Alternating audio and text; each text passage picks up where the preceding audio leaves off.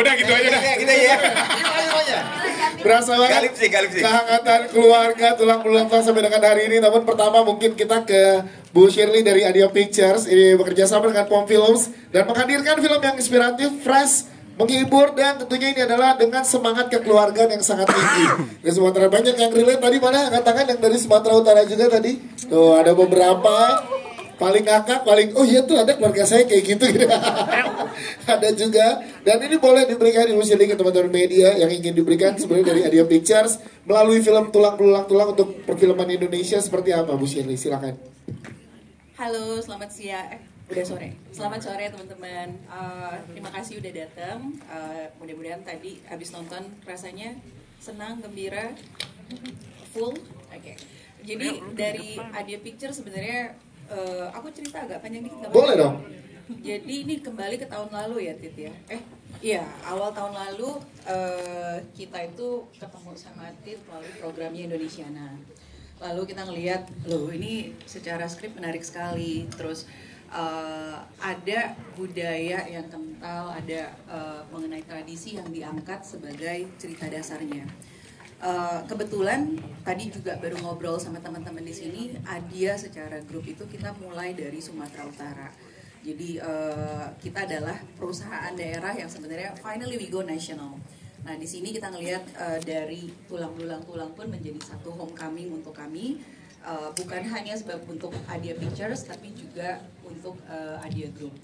Tapi at the other hand sebenarnya melihat cerita ini Tulang Belulang Tulang ini unik banget. Kita melihat unsur tradisi yang dibawa itu kental banget, tapi at the same time kekeluargaannya tuh nggak hilang sama sekali. Ini adalah spirit yang kita pikir is very important untuk disampaikan keluar juga melalui cara yang super fun. I mean dengan kita senang-senang nonton tadi, I think the message is there. So yeah, why not? Yes, usually. Tapi ini menarik, boleh diinformasikan juga ke teman-teman media. Kenapa dianggap tepat di tanggal 26 September nanti akhirnya Tulang Belulang Tulang tayang di seluruh Indonesia, Bu Shirley, silakan. Sebenarnya nggak ada momen khusus kenapa 26. Tapi takdir. Tapi sebenarnya menyenangkan kita mendapatkan tanggal itu juga karena sebenarnya journey yang kita lewatin dari awal kita mengira kita akan tanggal sekian, sampai ke tanggal 26 September ini journey yang sangat menarik yang sebenarnya mendekatkan bukan hanya Adia Picture sebagai produser barengan sama Poms tapi juga sama teman-teman cast. Aku percaya bahwa sekarang teman-teman di sini juga udah menjadi keluarga gitu loh, in a way. So ya 26 menjadi tanggal yang sangat bagus karena kita juga dikasih waktu untuk nge-build kekeluargaannya kita dan sort of. Ya, tepuk tangan untuk Ibu Shirley. Terima kasih Ibu Shirley. Nanti kita kembali lagi dengan pertanyaan teman-teman media. Kita geser ke sutradara sekaligus penulis kita. Tepuk tangan dong. Yang berhasil membuat teman-teman yang dari Sumatera Utara pengen buru-buru balik lagi, yang belum pernah pengen ke sana dan merasakan bagaimana serunya road trip bersama di sana. Nah, kalau boleh diceritakan ke teman-teman media, ini gimana awal mula ide ceritanya dengan road trip dan kekeluargaan yang sangat erat dari keluarga Sumatera Utara ini, silakan. Aduh, kalau promonya panjang, proses sampai jadi skripnya juga panjang gitu ya. Ya jadi tidak mudah ya membuat film yang wide release dengan berlatar etnis yang sangat kental. Jadi saya sangat berterima kasih kepada Adia Pictures di sini Ibu Shirley dan juga Indonesiana gitu karena sebenarnya ide cerita ini tuh udah lama banget gitu. Tapi dengan adanya Indonesiana yang emang kita dikasih mentor-mentor script writing waktu itu Tom Abrams yang emang dari USC yang emang berpengalaman di Hollywood yang membuat akhirnya tema yang sangat Batak ini gitu kita diarahkan menjadi lebih universal dan semoga bisa diterima lebih luas gitu, tidak hanya kepada orang yang Batak aja. Dan itu kita prosesnya selama setahun gitu, setahun untuk riset dan nulis skrip didukung oleh Indonesiana dan Kemdikbud. Nah kemudian setelah jadi skripnya barulah akhirnya kita bertemu dengan partner yang sangat suportif gitu, yang memang berasal dari Sumatera Utara, yang percaya dengan story ini, yang percaya kalau the essence of the story itu akan menyentuh siapapun itu mau bermarga atau tidak gitu. Jadi saya merasa perjalanan membuat film ini gitu itu sama seperti perjalanan keluarga ini mencari kembali makna harga diri. Ini juga perjalanan membuat film ini sebenarnya menjadi perjalanan buat saya pribadi juga untuk memaknai kembali apa itu arti harga diri dan apa itu arti keluarga gitu. Jadi saya berharap film yang telah jadi ini dapat lebih universally accepted, lebih diterima teman-teman lebih banyak lagi gitu. Wow, perjalanannya panjang banget, untuk tangan untuk perjalanan panjang ini. Tapi sebenarnya menariknya adalah gak hanya para cast yang berdarah Sumatera Utara, tapi juga melibatkan teman-teman kru tim produksi yang juga berasal dari Sumatera Utara. Ini boleh diceritakan juga? Iya, sebenarnya aku juga waktu casting juga nggak harus orang Sumatera Utara gitu, tapi somehow yang nemu ya yang sebenarnya yang ternyata berdarah Sumatera Utara akhirnya kita yang cocok. Nah juga teman-teman kru kita juga ternyata banyak cewek-cewek Batak gahar gitu. Ya mungkin yang membuat film seperti ini emang harus perempuan-perempuan Batak tangguh gitu ya. Ya salah satunya mungkin yang paling teman-teman bisa lihat itu director of photography kita itu Anggi Friska gitu. Jadi sudah jarang gitu ya director DP cewek gitu yang tangguh pula gitu, pendaki gunung pula. Jadi kita sangat bersyukur kita punya DP seperti Anggi Friska dan juga AD satu kita Egy Pohan gitu. Yes. Jadi menarik banget, banyak teman-teman dari gak hanya cast tapi yang di belakang layar juga ya. Terakhir sebelum ke jajaran cast kita pengen tahu tantangannya apa, karena ini mengambil lokasi di Danau Toba dan road trip ini kan panjang ceritanya nih. Ya, karena road trip ya semuanya tantangan ya, itu untuk pindah aja tuh kan bawa rombongan, dan kalau kita syuting di luar itu kan tergantung matahari ya. Gitu, itu tergantung matahari, kita tuh semua menghamba pada matahari, benar-benar God is a director, kita nggak bisa ngatur-ngatur. Ya mungkin kecuali Mak Gondut ya. Waktu scene Mak Gondut waktu itu tuh matahari udah mau hilang, terus Mbak Gondut bilang matahari nunggu aku gitu. Itu dan beneran ditunggu gitu. Tapi cuma Mbak Gondut aja, kalau aku nggak ditunggu kayaknya. Yang lain nggak boleh ya. Yang lain nggak boleh ya. Gitu, jadi emang tantangannya luar biasa, dan apalagi Danau Toba itu it's the largest super volcano in the world gitu. Waktu dia meledak 60% bumi musnah gitu, dan kita musim dingin 6 tahun gitu. Jadi itu tuh benar-benar secara vibration, secara frekuensi juga sangat luar biasa gitu. Bu Shirley waktu pertama kali nyampe langsung gitu ya Bu ya. Berasa di Indonesia. Iya, jadi emang vibe-nya tuh juga udah emang luar biasa. Jadi Danau Toba menjadi salah satu karakter terpenting di film ini gitu. Jadi ya kita sangat bersyukur sekali bisa syuting di sana, walaupun ya waktu syuting di Pusuk Buhit sih drone-nya jatuh gitu. Tapi itu ada tantangan. Ada mistis-mistisnya juga gitu, karena nggak semua orang bisa syuting di sana. Tapi akhirnya filmnya selesai, jadi kami sangat bersyukur dan bisa di-share ke teman-teman, dan semoga bisa membawa feel good kepada teman-teman ya gitu. Walaupun hidup kita susah, tapi ya kita jogetin aja ya. Iya. Terima kasih. Yang penting sor. Ya tulang tua ya. Terima kasih. Sekarang kita lanjut ke yang mewakili dari Indonesia dan juga dari Kemendikbudristek, ada Ibu Marlina Mahfud yang mensupport film ini. Boleh tepuk tangan. Nah, ini boleh dijelaskan mungkin ke teman-teman media bagaimana nih untuk bisa berpartisipasi untuk mendapatkan dukungan serupa untuk teman-teman kreator lain dan yang lain, yang pastinya juga lihat dari tulang belulang apa yang khas waktu itu jadi disupport sebegitu luar biasanya. Silakan. Pertama-tama tentu saya mau mengapresiasi ya, kudos to all cast and crew dari film Tulang Belang Tulang, karena secara kami sendiri secara program ini pecah telur juga. Jadi sudah tahun kelima kami melaksanakan program Indonesia Film. Tahun kelima kami punya sekitar 40-an judul film, dan pecah telur film Tulang Belulang ini perdana naskah hasil inkubasi dari dari Indonesian Films dan akhirnya diproduksi menjadi film. Jadi dulu. Oke, ya ini setelah 5 tahun perjalanan Indonesian Film, bangga juga akhirnya bisa mengantarkan film tulang berulang menembus layar bioskop Indonesia, dan tentu saja kami punya banyak harapan dan banyak titipan doa juga dari jajaran Kemendikbud supaya film ini bisa fly tidak hanya di Indonesia tapi juga bisa menembus festival internasional seperti itu ya. Amin.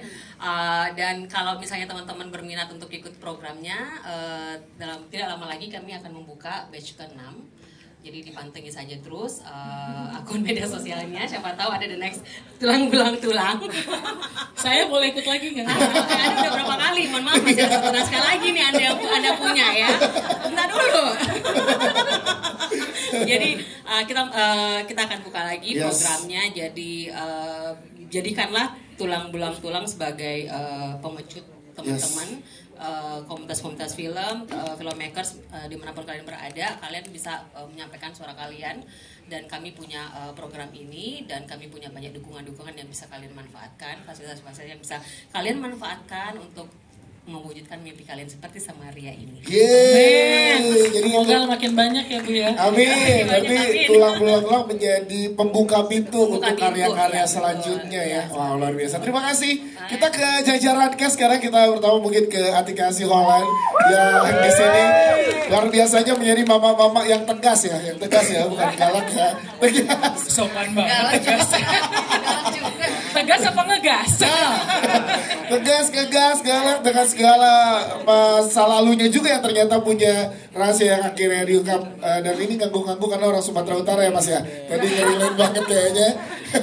Nah ini gimana? Udah paling halusnya orang Sumatera Utara loh. Yes, saat diberikan peran ini gimana perasaannya dan punya tanggung jawab besar nggak untuk peran ini, silakan.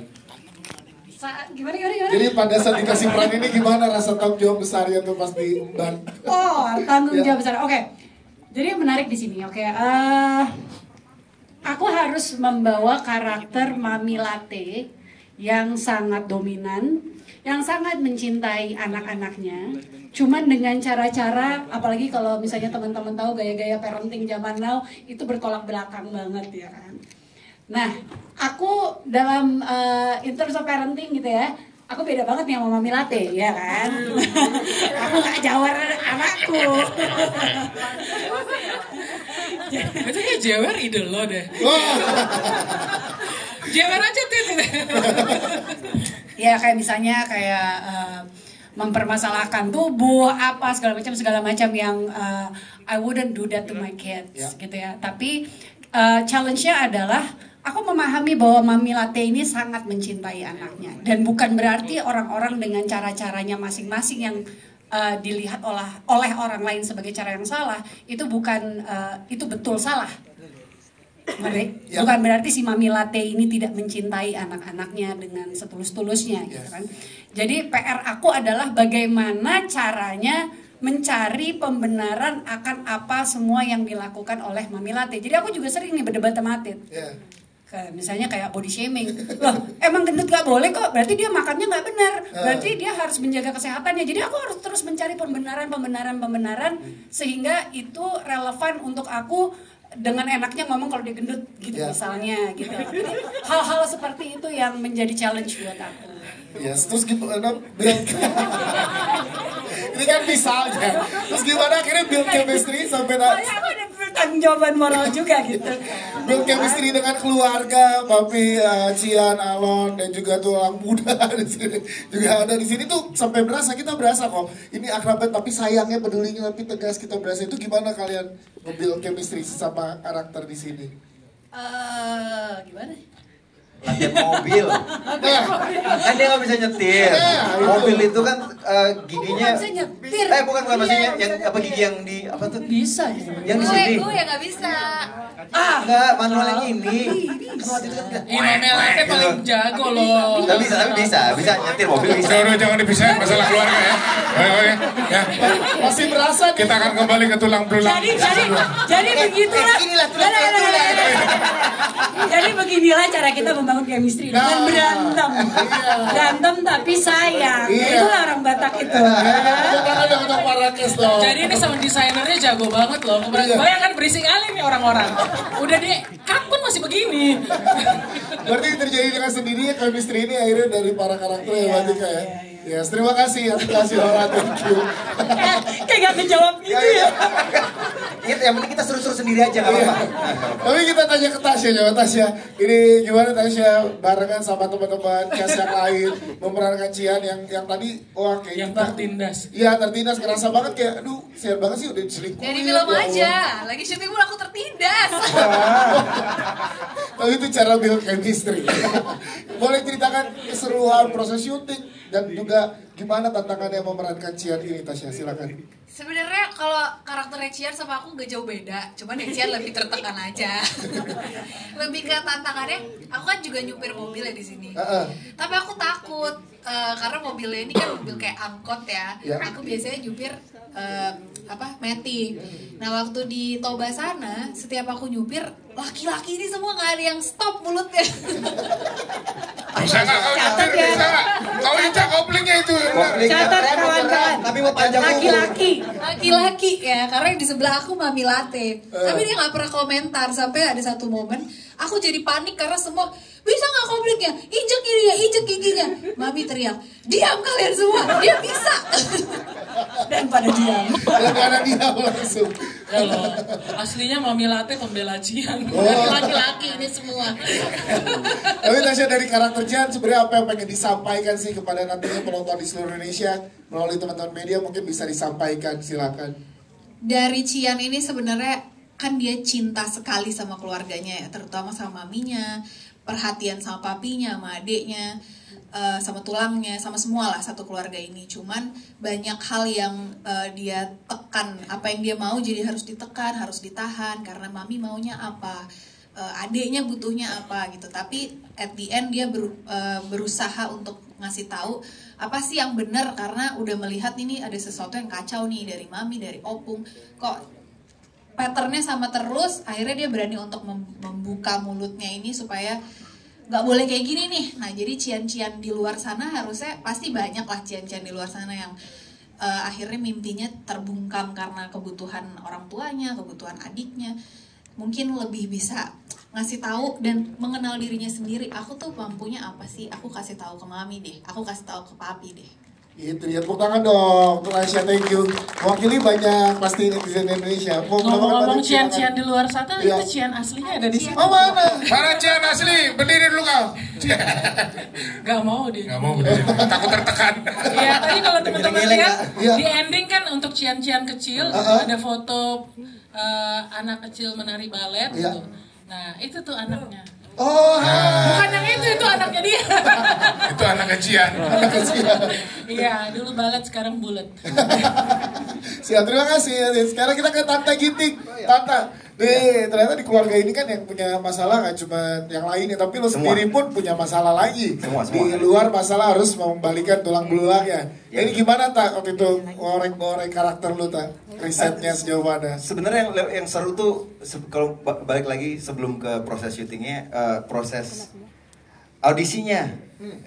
Ini pertama kalinya gue proses audisinya tuh ngobrol sama Kak Atit, sama berdua aja udah, nggak boleh yang lain, ngobrol tentang ya pandangan hidup basically. Dari situ aja tuh udah berkesan banget buat gue. Jadi gue udah dari situ gue udah ngerti banget nih film akan jadi personal banget karena biasanya kan yang kalau di audisi di casting itu dilihat kemampuan kita berakting, tapi ini enggak. Yang dilihat adalah story kita, cerita kita dan kedekatan kita dengan keluarga dan segala macam, bener-bener dari awal ditanya. Dan itu menurut gue spesial banget. Itu adalah sebuah proses casting yang spesial yang membuat gue akhirnya langsung tiba-tiba udah masuk ke invest ke ceritanya sendiri, ke projectnya sendiri gitu. Itu yang akhirnya gue kayak wah nih film bakalan seru nih. Ya kalau acting Tanta Ginting gak usah ditanya. Ya pastilah paten itu kan. Udah paten kali. Tapi banyak cerita misteri sendiri dengan karakternya Tanta nih. Waktu itu menarik juga. Apakah emang sengaja disimpan untuk sequel berikutnya kan? Ya. Ada sequel kita? Ada bersama babi-babi itu kayaknya. Kan penyebab 3 kali cerai belum dikasih tahu kenapa nih? Gak usah lah ya. Iya udah, karena bau babi kata Opung. Tanda gini. Jadi tapi kalau nyanyinya itu gimana proses nyanyi, kan lo emang musisi juga di. Ya seru kan? tuh latihannya. Cuma kan biasanya kalau orang Batak ini satu hal yang tidak bisa dilupakan, kalau nyanyi cowok-cowoknya tinggi banget suaranya. Nah, sementara suara saya kan bass ya. Tapi tiba-tiba harus nyanyi. Sekarang aja udah nggak bisa lagi, harus vocalizing dulu. Ya. Bener-bener harus latihan dulu karena emang nyanyinya tinggi banget. Sampai aku nelpon Judika. Oke, berarti ini buat teman-teman. Gimana sih, Dik? Ini berarti buat teman-teman media itu adalah lo emang nge-tag dengan suara lo sendiri ya, Tak? Oh iya dong. Yes, tepuk tangan dong buat Tanta Ginting dong. Suara si Tanta. Ya, cuma pas abis itu udah itu doang. Sampai nelfon Mbak Judika waktu itu ngobrol. Iya, gimana nih cara ininya? Udah gitu di telepon cuma nyontohin doang. Nggak nolong kan ya? Ya kan emang dia udah bagus suaranya. Kayak gini caranya. Cara gimana gitu? Ternyata emang ya either lahir dengan kemampuan itu atau latihan dengan teknik yang ada spesifik teknik lah, dan itu yang sempat gue pelajari, tapi keluarnya cuma pada saat rekaman itu aja. Yes, itu dia. Tanta Ginting, tepuk tangan buat Tanta Ginting. Thank you Tanta. Kita ke Bang David lagi Bang. Ini sebagai Papi Mondo kan sebenarnya semua dipikirin, semua pengen dibebankan ke dia gitu. Penggambaran bapak-bapak yang saya keluarga banget nih. Tapi challenge-nya apa buat Bang David? Mau memerankan Papi Mondo ini Bang? Ya challenge-nya ya cerita bener ya. Kita tadi Tanta bilang sebenarnya saya nggak berekspektasi di menjadi Papi Mondo, karena setelah breakdown karakter itu ini nggak gue banget nih. Jadi akhirnya, dan saya kebetulan talent pertama di hari pertama. Oke. Ya kan? Iya toh ya, bener ya. Jadi akhirnya saya datang paling pertama, saya paling pagi kan. Memang hari pertama udah casting, terus casting directornya Mas Rudi Koek, Bang jangan pulang dulu. Ada apa? Ada sutradaranya. Oh ya udah kenalan. Akhirnya ngobrol, bisa nggak kasih satu di luar dari skrip nih, kasih satu video testimoni apa, Bu? Ya kan saya panggil ibu waktu itu ya. Tuan Putri. Tuan Putri. Waduh, punya ratu. Castingnya apa? Ya bikin video testimonial, seakan-akan ini pesan terakhir buat anakmu dan istri. Nah saya kan memang punya anak, dan kebetulan 2 juga, laki dan perempuannya masih kecil kan. Nah, jadi di situ saya bayangin sebagai aktor, ketika nanti saya umur sampai di situ lah, umur 70, umur 80, jadi saya benar-benar off script, in my imagination gitu kan, saya ngerocos saja, dan sempat menangis juga ya kan, dan akhirnya lama-lama dalam hati saya kapan di-cut-nya nih. Terus akhirnya saya menunduk, cut, akhirnya di-cut. Nah, terus setelah itu saya akhirnya dipanggil, dan saya nanya sama Ria kan, sama Astrid, sama Adit, kenapa harus saya, Papi Mondo?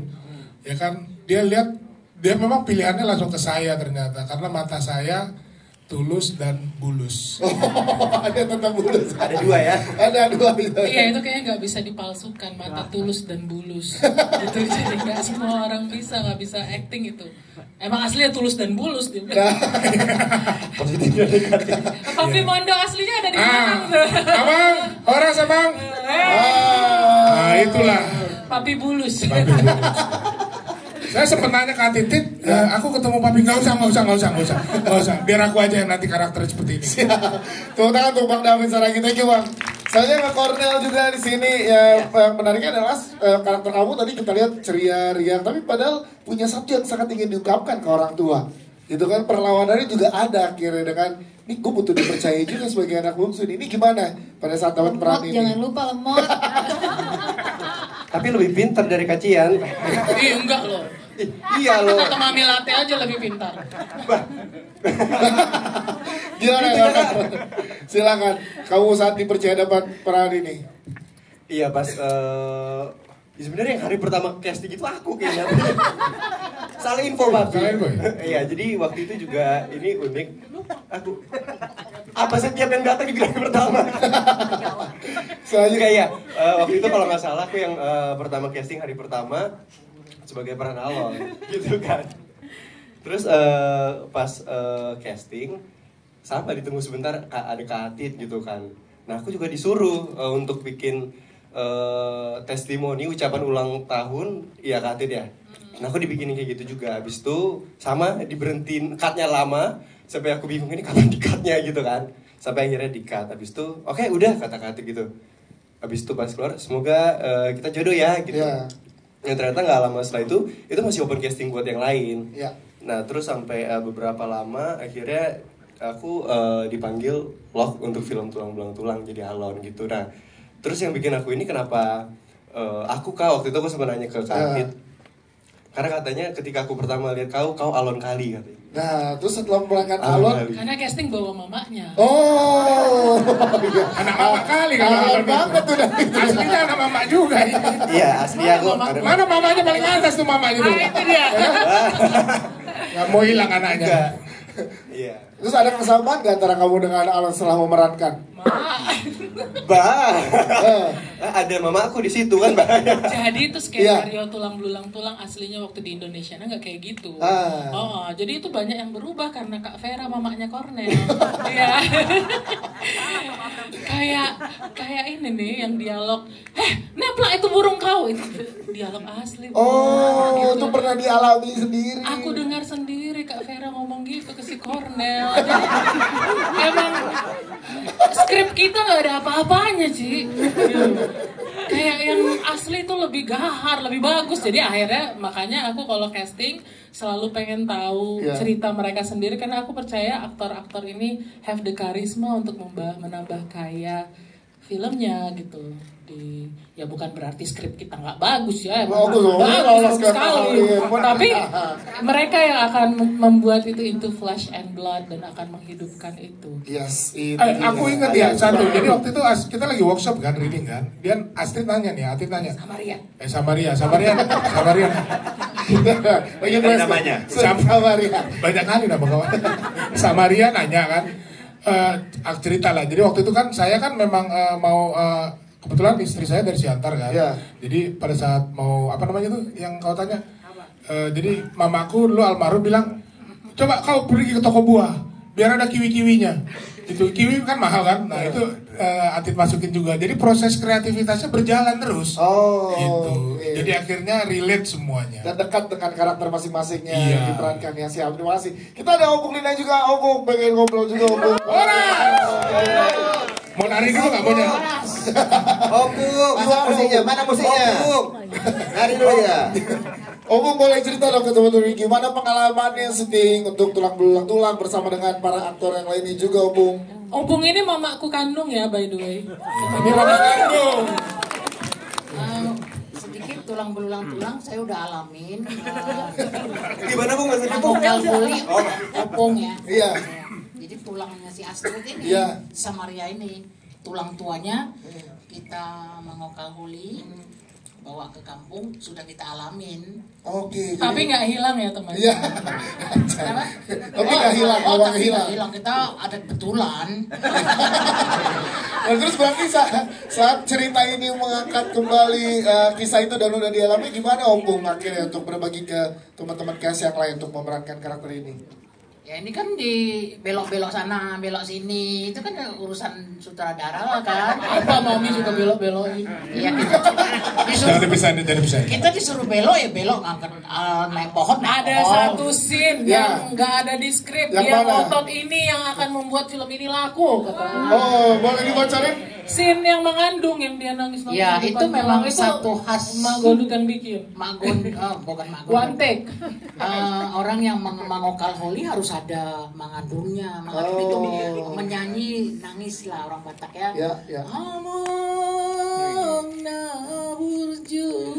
Sambil nangis lah. Waktu kami ngedit dia naik ke atas itu nggak boleh dipotong ya. Jadi apa ngedit ada intervensi dari? Ada intervensi. Itu intervensi sebagai karakter Opung apa sebagai karakter? Kalau itu nggak ada, ya nggak bener ini, nggak ada masalah. Luar biasa. Tepuk tangan untuk para cast. Ini masih berasa banget sama kita sampai dengan ada di sini energi dari keluarga ini ya. Ini menarik sekali dan buat teman-teman media silakan kita berikan kesempatan untuk ngobrol. Boleh angkat tangannya.